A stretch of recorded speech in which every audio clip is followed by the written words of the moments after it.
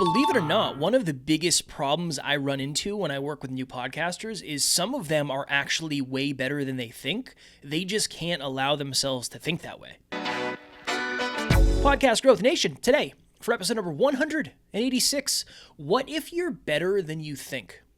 So this is kind of a different episode, and obviously I'm on the road again, doing a lot of traveling as of late, but I have been working with a lot of new podcasters and new speakers and new YouTubers and new content creators in general. And one of the things I'm really starting to understand is a lot of people just get in their own way.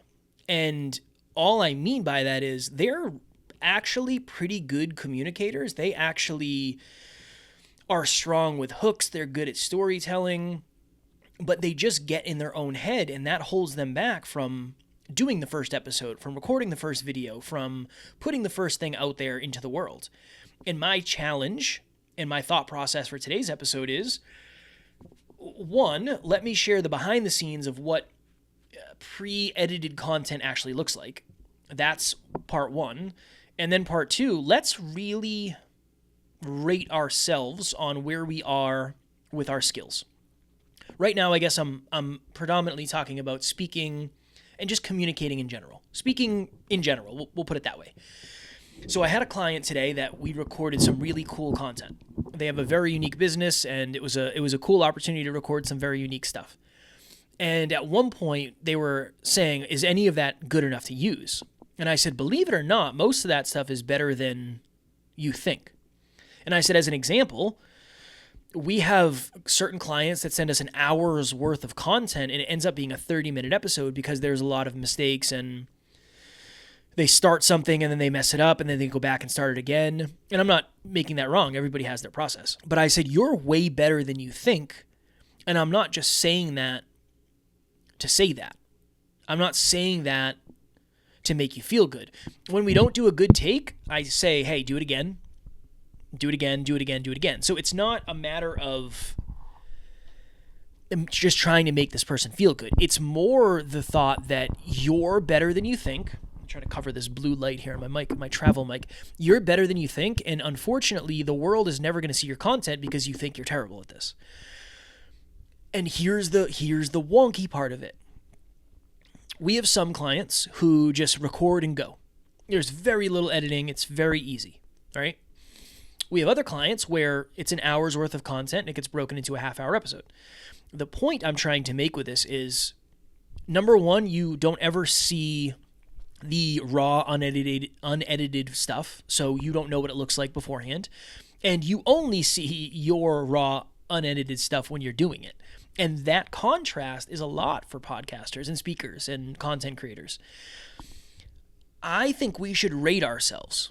So there's a lot of different things you can do. There's a lot of different activities, or what's the word I'm looking for? My brain is not functioning super well today. Activities is probably tests, activities, whatever it is. You can turn on a timer and you can try to talk for 1 minute on a certain subject. You can turn on a timer, try to talk on a certain subject without using any filler words. There's a lot of different things you can do. But as a basis, if you can do a hook, story, and lesson without messing up too many times, without having a bunch of filler words, without having to just do the hook, then go figure out what the story is, then record the story, then figure out what the lesson is, and then record the lesson.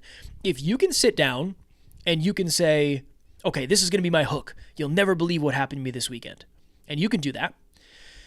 And then you can do a story. I was at this place. I ran into this person, blah, blah, blah. I thought they changed. They didn't change, blah, blah, blah.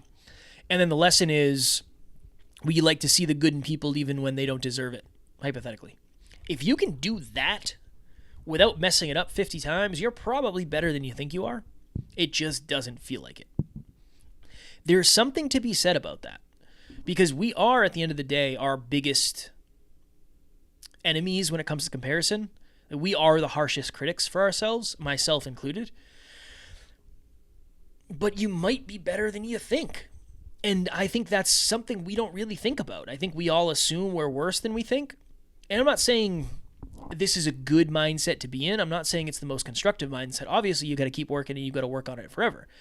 But there's a lot of people out there right now watching or listening to this that are better than they think, that haven't released content because they're convincing themselves they're not good. And that sucks, because the only real way to get better is to release content. Because most people aren't going to do it behind the scenes for a long time and a long time and a long time and a long time and then wake up one day and say, okay, now I feel good enough to do blank. It doesn't really work that way. You've already lost the allure. You've lost the realism of it. It doesn't feel realistic if you're going to do it for a year behind the scenes and then go out and do it in the real world. It just doesn't, most people don't do that. I challenge you to put yourself out there more. I challenge you to edit less from a mastery standpoint. I'm not saying edited episodes don't do better, but honestly, I don't really believe that, genuinely, based on the data we have of clients that are getting 500,000 to 1 million views a month. There's very little editing done on their content. So that's something to think about. But my goal from the very beginning of time, whether it helps me or hurts me in the short run, I don't know, / I don't know if I really care, is we don't edit our episodes in terms of my performance. Now, I know a lot of people, especially coaches, will say, well, that's not smart. You should be editing. I don't like the safety net. You don't get to edit your speeches. You don't get to edit your coaching calls. I want all things to seem that serious. And I want to push myself and I want to test myself. And what you might say is, well, it's not as polished as it could be. True. 100%. 100% true. But I'm getting better every time. And there's something to be said about that for the long run. But that started with me starting before I felt ready. And this is the weird thing. And I mean this very humbly as you can mean it. When I look back, I was better at the beginning than I thought, but also like worse than I thought at the same time. But I never would have gotten that feedback or that data if I didn't keep going. And I never would have been able to keep going if I didn't start. So that's my challenge. If you're listening to this, you're most likely a podcaster or you're most likely a content creator. So you most likely are putting stuff out there. So I'm not saying you're not, but what's the next step for you? Well, I haven't been doing video because I don't like the way I look. Again, I'm not saying you have to do YouTube, but I don't like the way I sound when I do certain content. Whatever it is. Like, now is the time to move the needle on that. Now is the time to get out of our comfort zones and try that, because you never know. And that's what I said to this client today. I said, I mean this with all the love. You're just in your head too much. You're just overthinking it. You're better than you think. And the only reason you don't feel better is because you've never released any of this content. And once you start releasing content, whether you watch it or not, it'll feel like you're improving, because you will be. You'll be doing it consistently. You have skin in the game. There's accountability. I'm helping you with it. We'll have metrics. We can measure stuff. We can see how stuff's working. And that just reinforces the behavior. So that's my challenge to all of us. Maybe for you, it's, I don't want to do an Instagram live, because what if I mess up? If you mess up, you can delete the video. I don't want to do a Facebook Live. I don't want to do a YouTube Live. Whatever. That's the challenge. Because a podcast is live, except you have the opportunity to edit it. Let's raise the stakes a little bit, because you're going to get better. That's the thing. I care more about that than I ever have in the past. I want you to get really good forever. Not, well, I rode the algorithm wave and this, and I got a lot of listens and views. That only goes so far. We still have to be able to capitalize on that opportunity. And that's a skill. That's a skill. So my challenge to you is do the next thing. Do the next thing and see how it goes. And then we measure and then we redo it or whatever. At least for now, do the next thing, see how it goes. That's it. That's one thought. And then part two, if you can do a hook story lesson without messing it up a million times, you're probably better than you think. And then here's another thing too. This is an interesting thing I'm learning. Some people, honestly, most people are better without scripts. So one of the things I've helped a lot of clients with is helping them with scripts. Like, here's how to script your episode. Here's your hook. Here's your story, right? We've talked about that a lot.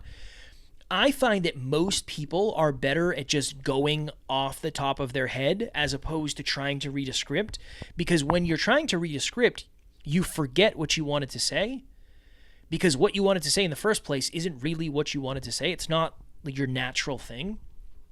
So that's another thing too, is be very careful about whether or not you're scripting or how much you're scripting your episodes, because it might be making life harder for you. It just doesn't seem like it.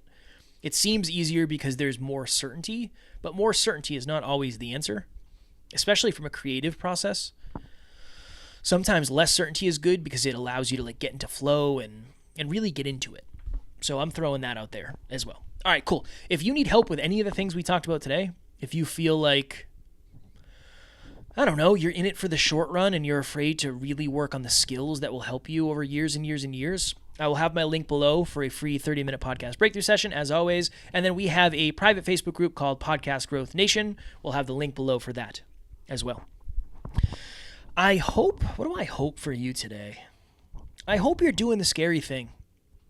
This is a really hard thing because at the end of the day, you don't want to look like you're losing and you don't want to look bad, but sometimes you got to look bad to get really good. And it's just this. Today's episode, you've heard me say this a million times, today's episode only matters as much as next week's episode. Because if this is the last one ever, it matters a lot, but it's not going to matter anymore, right? So there's something to that. So that is what I hope for you. I hope you're getting more confident in front of the mic, more confident in front of the camera, whatever, in front of the audience, whatever it is. That is what I hope for you. All right, until next week, keep on crushing it, keep on podcasting, and I will talk to you all then.